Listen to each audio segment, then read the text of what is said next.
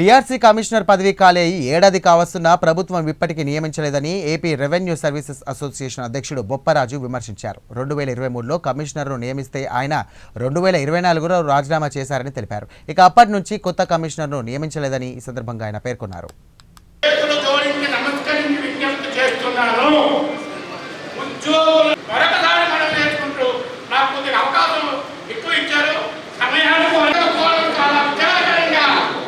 భావిస్తూ ఉద్యోగుల తరపున పూర్తిగా మేము భాగస్వామ్యం అవుతామని వారికి ఏ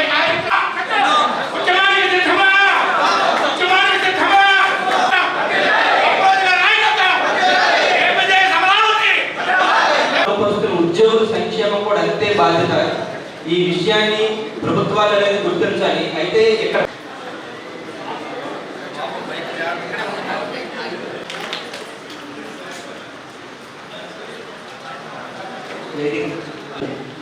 నా పేరు డాక్టర్ మోహన్. నేను veterinary doctor service association general secretary పనిచేస్తాను. కానీ ఎందుకు మనం విస్మరిస్తారో నాకు అర్థం కావట్లేదు. సాధారణంగా ప్రజా సంక్షేమం అనేది కావచ్చు, పిఎస్ సీరియస్ కావచ్చు, అవన్నీ కూడా మనకి న్యాయంగా ఇవ్వాల్సింది. వాటిని కూడా అడిగే ఈనాటి మన సమావేశానికి ముఖ్య అతిథి రాష్ట్ర ఏపీ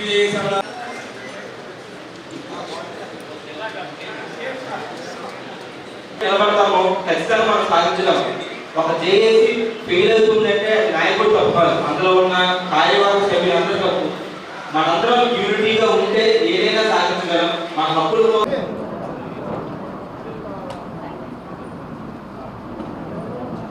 దయచేసి అందరూ నిశ్శబ్ద.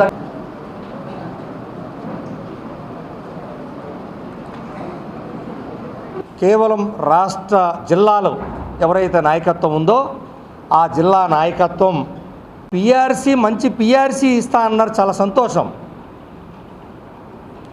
రాజీనామా చేసిన పిఆర్సీ కమిషనర్ స్థానంలో సంవత్సర కాలం నుంచి కనీసం పిఆర్సీ కమిషనర్ని నియమించకపోవటానికి కారణం ఏంటి అనేది మాకు ఇంతవరకు అంతు చెక్కలేదు. అంటే అసలు పిఆర్సీ కమిషనర్ వేయాలని ఉందా లేదా?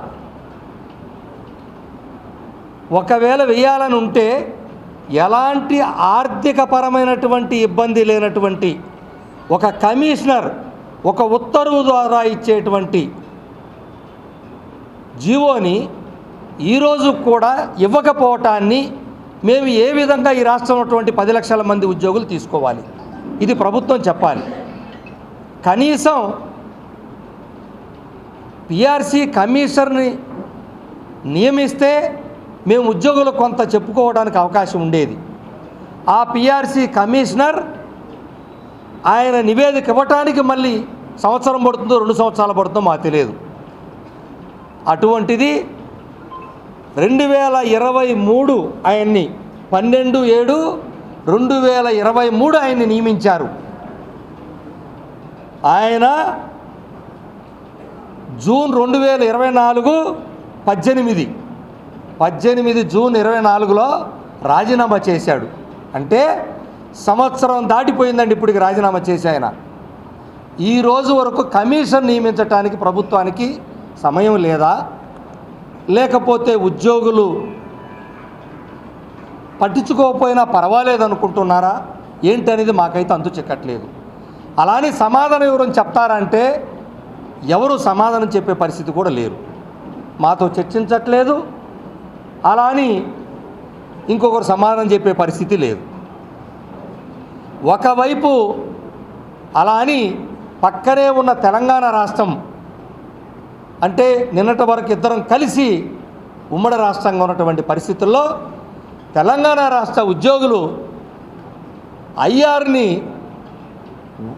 1/10/2023 నుంచి తీసుకుంటున్నారు. ఐఆర్ మాకు పిఆర్సీ కమిషనర్నే వేయలా. ఐఆర్ సంగతి ఎక్కడ అడగాలి? ప్రభుత్వం రాగానే ఐఆర్ ఇస్తామని గౌరవ ముఖ్యమంత్రి గారు స్వయంగా చెప్పారు. అంటే తెలంగాణతో పోల్చుకుంటే ఆంధ్రప్రదేశ్ ప్రభుత్వ ఉద్యోగులు ఒక్కొక్క ఉద్యోగి సాలిన లెక్కేస్తే సంవత్సరానికి 1,00,000 నుంచి 1,50,000 రూపాయల ఆర్థికమైనటువంటి లబ్ధి కోల్పోతున్నారు. ప్రతి ఉద్యోగి. ఇది ఉద్యోగులకు నష్టం కాదా? అదేవిధంగా డిఏలు ఇప్పటికే 3 డిఏలు అయిపోయి 4వ డిఏ కూడా వచ్చేసింది. అంటే దాదాపుగా ఇప్పటి వరకు చెల్లించాల్సింది కేంద్రం ఇచ్చింది 16.38% మాకు రావాలి. 4వది కలుపుకుంటే 20 అవుతుందో, అంటే సుమారు 20% డిఏల పైన రావాలి. ఇవన్నీ ఏంటి? బయట ప్రజల దృష్టిలో రకరకాలుగా అనుకుంటున్నారు. ఏమని? ఇవేవో అదనంగా ఉద్యోగులకు ఇచ్చేయని. కానే కాదు. ఉద్యోగులకు జీతభత్యాలు ధరలు పెరిగితే ఈ జీతం పెరుగుతుంది, డిఏలు లేకపోతే పెరగదు. దానికేమో అంతు లేకుండా ధరలు పెరుగుతాయి. అవి ఎవరు ఆపరు. ఈరోజు ఒక కూలీని పోయి మనం రోడ్డు మీద పిలుచుకుంటే ఈరోజు ఒక రేటు చెప్తాడు, రేపు ఒక రేటు చెప్తాడు. కానీ ఉద్యోగులకు మాత్రం జీతాలు పెరగకూడదంట. కొంతమంది వీడియోలు చేసి పెడతా ఉన్నారు. ధరలు అదుపు చేస్తే మాకు జీతాలు పెంచమని మేము ఎందుకు అడుగుతాం? అసలు ఏ ధరనైతే 5 ఏళ్ల క్రితం ఉంచావో అదే కందిపప్పు అదే ధర ఉంచండి.